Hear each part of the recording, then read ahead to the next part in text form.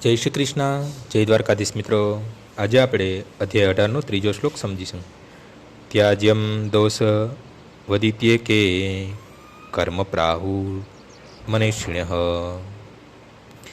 યજ્ઞદાન તપઃ કર્મ ન ત્યાજ્ય મિતિ ચાપરે। કેટલાક વિદ્વાનો જણાવે છે કે સર્વ પ્રકારના સકામ કર્મને દોષપૂર્ણ ગણી ત્યજવા જોઈએ, છતાં અન્ય વિદ્વાનો માને છે કે યજ્ઞ દાન તથા તપના કાર્યો કદાપી ત્યજવા ન જોઈએ।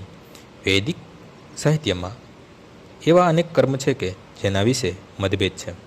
ઉદાહરણ, યજ્ઞમાં પશુવધ કરી શકાય એમ કહેવાયું છે, છતાં કેટલાકના મતે પશુવધ પૂર્ણપણે નિષિદ્ધ છે। જોકે વૈદિક સાહિત્યમાં યજ્ઞમાં પશુવધની ભલામણ કરવામાં આવે છે, તેમ છતાં તેમાં પશુ મરી જાય છે તેમ મનાતું નથી। યજ્ઞ નવું જીવન આપવા માટે હોય છે।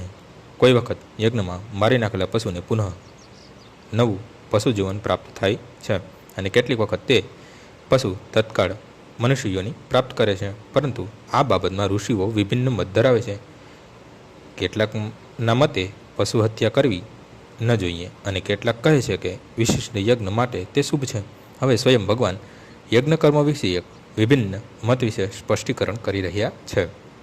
આમાં કોઈ પશુઓની વધ કરવો, હત્યા કરવી અને પ્રોત્સાહન નથી અપાતું।